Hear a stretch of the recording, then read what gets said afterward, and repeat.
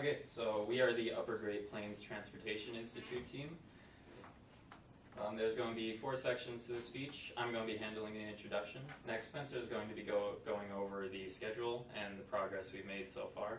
After that, Nathan is going to cover the progress to come and the ideas that we have moving forward. And Brandon's going to handle the conclusion at the end. So that's the team. A very valuable resource to the team we have is Alan, our sponsor. He's been working at UGPTI for pretty close to 2 decades now. He's a researcher there, and mainly he's covering the economic impact that transportation infrastructure has, the infrastructure required to develop energy, both renewable and non-renewable, and the agricultural processing that takes place in rural and urban areas. And an overview of UGPTI. They are a research, education, and outreach center based in NDSU, particularly transportation, research, education, and outreach. They are guided by local agencies. A couple of examples are the North Dakota Department of Agriculture and the North Dakota Farmers Union. Basically, anyone who is affected by transportation infrastructure and the costs and the knowledge involved, they have an advisor on their board. So the problem we have is they had this old application they wrote back in 2003 in Visual Basic, and what it did was you could put in all these different values and it would sort of spit out how much it would cost for you to take control of your own shipping, whether that would be maybe just a small part of it or all of your shipping costs. However, there are a few problems with this application. It didn't exactly age like a fine wine. This UI is a little bit outdated. It has sort of that classic early 2000s look where you have the multiple tabs across the top. The more modern approach is to sort of flow the users through the pages rather than let them meander throughout the program. And some common user feedback included the fact that the application simply didn't run, so obviously that's a pretty big problem we have to take care of.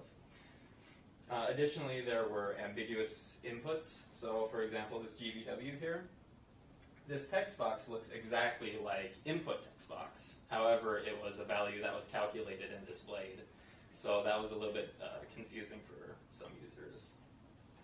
So our solution, we're going to make a new program. We're going to make it in C# using Visual Studios again.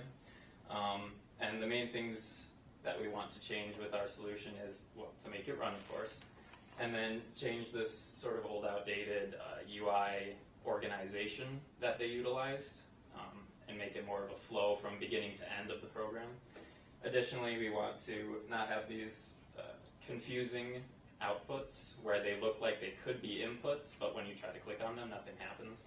And also we would like to rearrange the logo. We'd like to move it to the top left, as is kind of convention nowadays.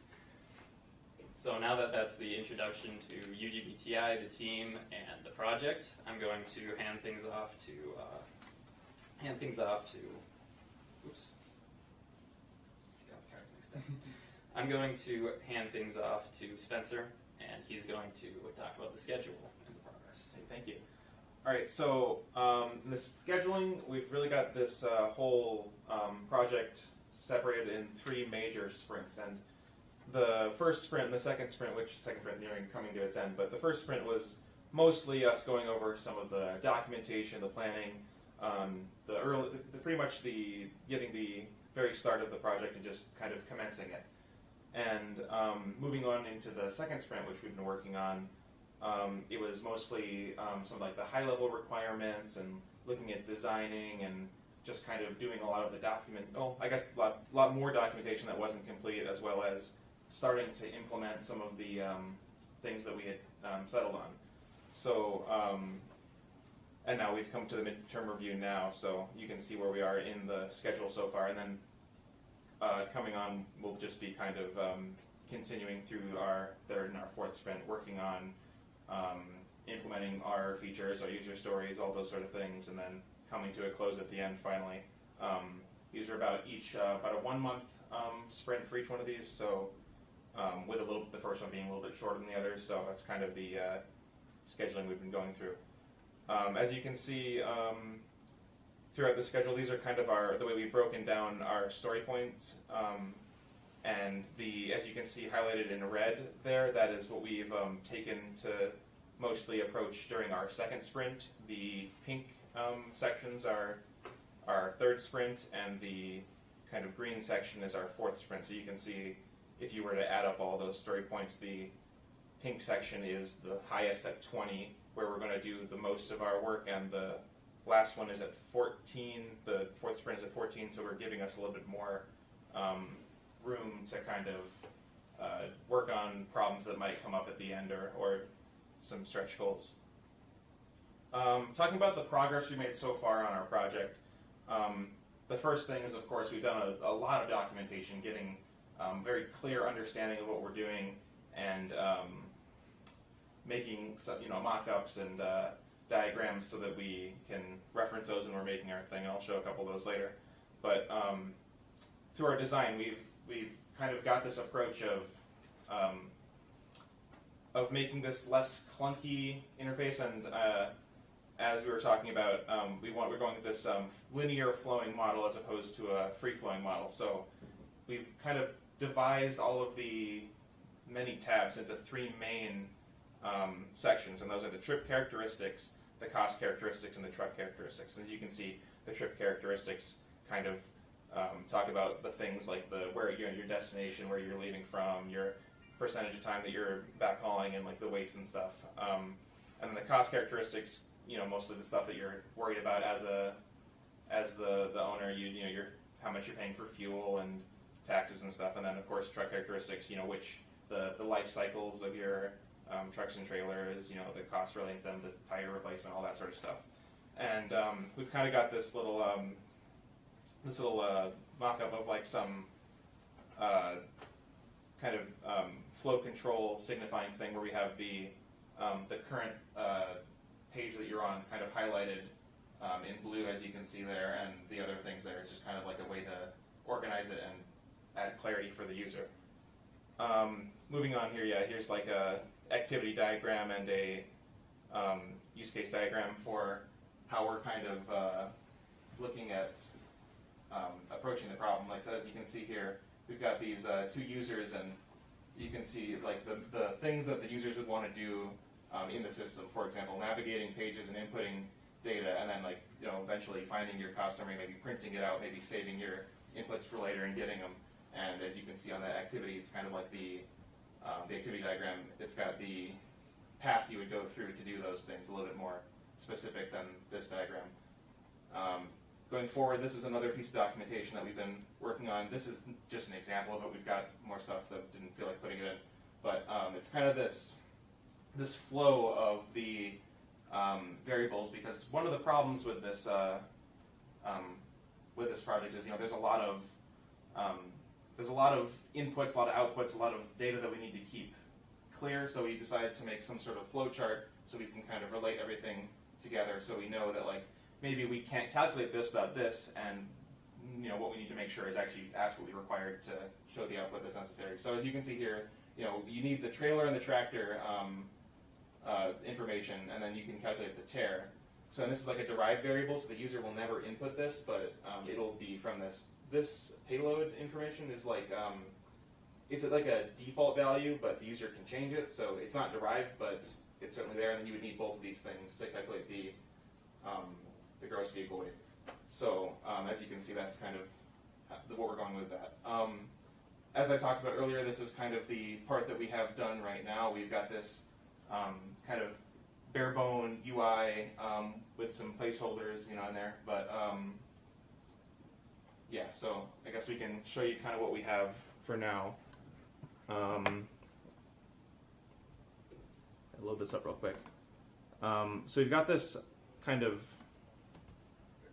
bare bone little program that's got all of these values you can enter on this trip characteristics page, and we've got this this flow control thing that we were discussing to show where you're located. As you can see, it's all highlighted there. And then if you were to we could add in like we're going to Fargo or something, and then go to the next page. We don't actually have, these are meaningless inputs right now. We don't have the calculations in there, but we've got the cost characteristic page that I discussed, which has some of the costs and the tax rates and similar things. And if we just kind of go through and look at these, the stuff related to the trucks and the trailers, and we're going to end up adding in advanced user tabs, which is something we're working on for next sprint. But we've got this.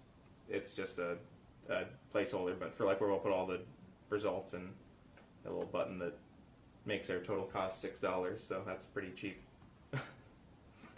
But that's kind of where we're at right now for the stuff we're working on. Now I'm going to hand it off to Nathan to talk about the progress and some of the issues that we've faced. All right, thank you. All right, so our upcoming progress and the remaining sprints that we have left to us throughout the rest of the semester, we want to take the user interface that we have so far and we want to just finalize it and make sure that it looks more modern and it's also easy to use.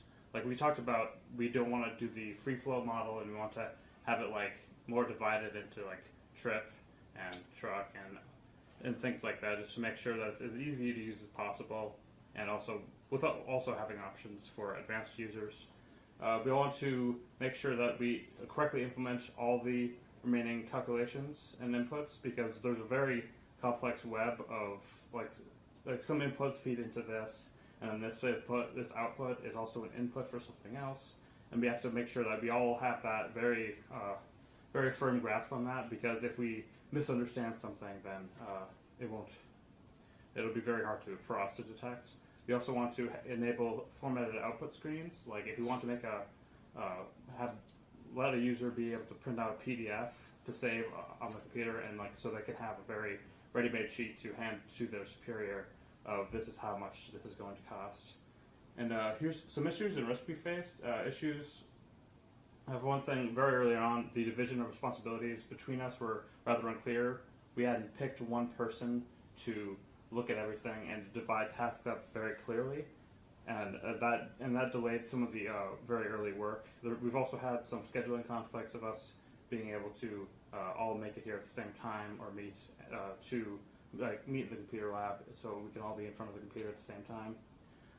The web of, as I've said before, the web of input-output calculations were a lot more complex than we expected.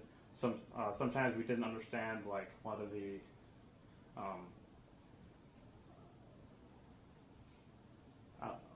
not sure what I'm trying to say here, but it was more complex, and sometimes we didn't understand the source documentation, and we had to look at the original program and also look at the spreadsheet and see if we can try to resolve it, and ask our mentor if we couldn't figure it out. For future risks, as I've said, it's a danger that we misunderstand one of the calculations, what a certain variable means. So if we do that, it'll be very difficult for us to figure it out. We have to have someone on the outside looking at it and say we've done this wrong. And considering one of the main points of this whole project is to make the program more stable, that's obviously one of the absolute main priorities, that this thing it'll easily run. It won't crash with a single update or something to Visual Studio or Windows or something like that. And third is the risk that covers all projects, is that we just don't schedule things very well. We don't give ourselves enough leeway at the very end of it. So at the end we're scrambling, and we end up not really reaching all the target goals or stretch goals that we wanted to hit. All right, and now I can hand it off to Brandon, and he can take us through our final part. Thank you. So with that, we have the user story point analysis. Sprint 1 was just information gathering, very little user points. Sprint 2, UI development, some functionality. We have the bulk of UI development done. Not so much functionality yet, but that will be here soon. That's 16 points. That's a lot of it. With the next sprint, we will finish the basic functionality and begin on the advanced functionality. That will be the bulk of our work, figuring out how everything works together and implementing it. And sprint 4 is just polishing it off, type safing the input, implementing default values so that the program works better if you don't want to fill out all of the inputs. in reflection, the old design has been reworked into a C# program that should flow a lot better. New design is much easier to understand when first glancing at it. We just need to add some functionality and finalize the GUI, and we're thinking we have a very good outlook for the future. The next steps, we're adding more advanced functionality, modify the advanced costs, and compute the costs. That's something we still have not done. For Sprint 4, make the program run more smoothly, adding default values and type safe input, which I have already stated. So, any questions? Yes, one thing I was kind of wondering is, because some of the fields may be more complex or kind of involve inputs from multiple other fields and that's sort of derived, was there a plan to include tooltips or other information so that the user would be able to see, oh, I don't really know what this field is for, why is it this value, and like, oh, it's the result of this other stuff I set up? Yes, we do have plans to implement some sort of, whether it's like a little information like thing you can hover over, or tooltips or whatever. We do plan on adding those for kind of things that are a little more complicated. We've even got some specific thoughts in mind for certain inputs that are confusing. That was the big reason for us to make that flow chart, is so that we can link that together. Yeah. I guess what sprint is that planned for then? Probably next sprint 3. Okay. Just a couple of thoughts on testing.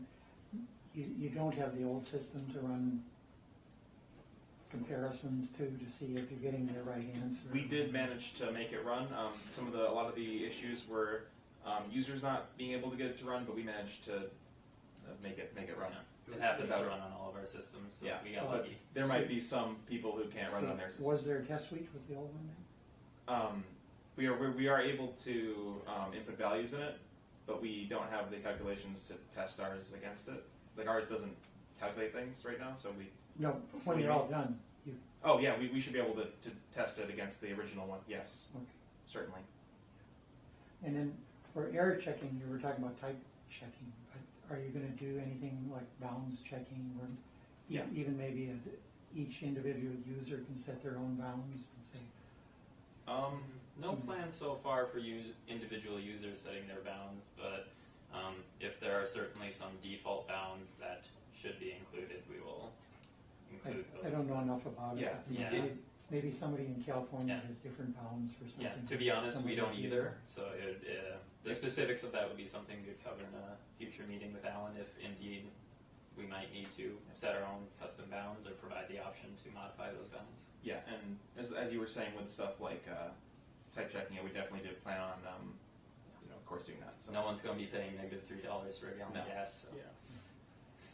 that doesn't make much sense. Yeah. One comment, you mentioned that comparing the old model against the new, or the old Yeah. program that didn't run on anybody but your machines, and on my old laptops, against the new one, there are huge changes in the underlying Yeah. formulas that were reflected in the spreadsheet Yes. model. Yep. So we might just go through the spreadsheet model instead of the. Yeah, I'm sure that test we it can against test the them all. spreadsheet model instead. And if we tested it on both of them and it was our model was the same as the spreadsheet model, that would be the one to defer to, certainly. Yeah. Does anybody have any other questions? Feeling pretty good about things, it seems. I feel like we're Yes. looking to head strong into Sprint 3 and get a lot of the bulk done.